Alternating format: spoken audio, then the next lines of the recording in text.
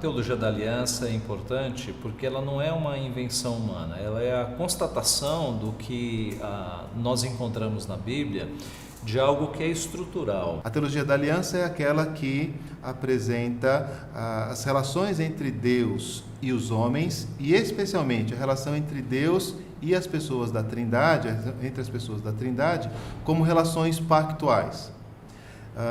Então nós teremos sempre um propósito estabelecido, sempre teremos estipulações e sempre teremos consequências de todas as relações entre Deus e os homens. A teologia da aliança, ela é uma forma de olhar para as Escrituras de maneira interligada. Isto é, a aliança ela dá um senso de interconectividade, de continuidade nas Escrituras.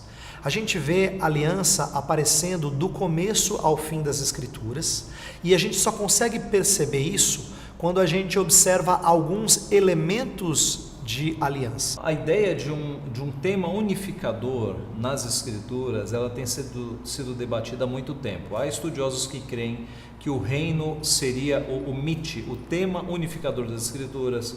Há autores que creem que Cristo é o tema unificador, a promessa é o tema unificador. Mas eu creio que a melhor resposta para isso vem de alguns teólogos que identificam o chamado cordão, o tríplice cordão dourado das Escrituras, que é composto pela sigla RPM, Reino, Pacto e Mediador.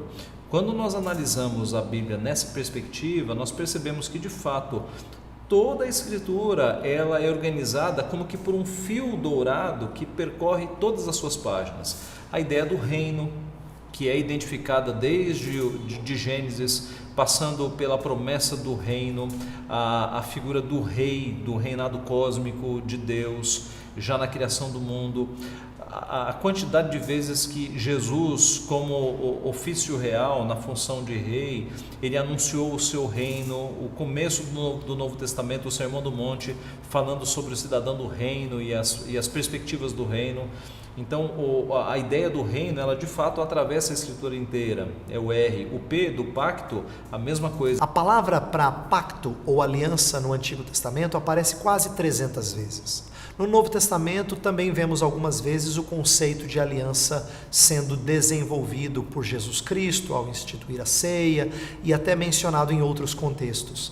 Mas a gente percebe não só a palavra pacto ou aliança sendo repetida ao longo das Escrituras, a gente percebe várias alianças sendo repetidas, mostrando que Deus tem prazer em se relacionar com outros num contexto de aliança. Começando com Adão, passando por Noé, Abraão, Davi, a promessa de um novo pacto em Jeremias 31, a nova aliança da qual Cristo é o nosso mediador.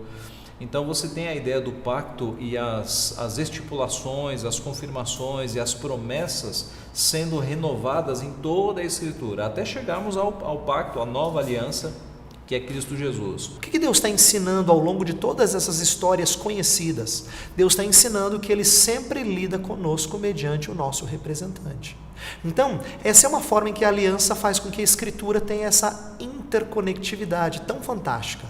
Reino, pacto e mediador. E a figura do mediador é óbvia também, né? A ideia de Cristo sendo anunciado já em Gênesis, o proto-evangelho, Gênesis 3,15, sendo anunciado e predito pelos profetas e consumando-se no Novo Testamento. Sem uma teologia da aliança, o que nós temos são mandamentos que talvez ajudassem os homens a salvarem-se a si mesmos se fossem possíveis. Com a teologia da aliança, nós temos um Redentor cumprindo um pacto, um acordo entre ele e Deus, e por meio deste acordo ele vai alcançar e vai receber a nossa redenção.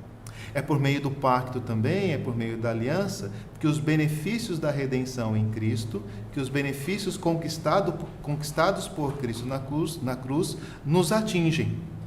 Porque são as pessoas em aliança com Jesus que serão os beneficiários do seu Espírito e que serão também aqueles que espalharão o seu Evangelho por toda a criação. Aí quando Jesus Cristo vem e diz que ele veio trazer salvação para o mundo, ele veio buscar e salvar o perdido, ele veio morrer na cruz em favor de outros, e os apóstolos vão explicar essa obra representativa de Cristo, fica claro para a gente que Cristo veio fazer aliança. Ele fala isso, mas fica mais claro quando a gente começa a perceber essa interligação das Escrituras.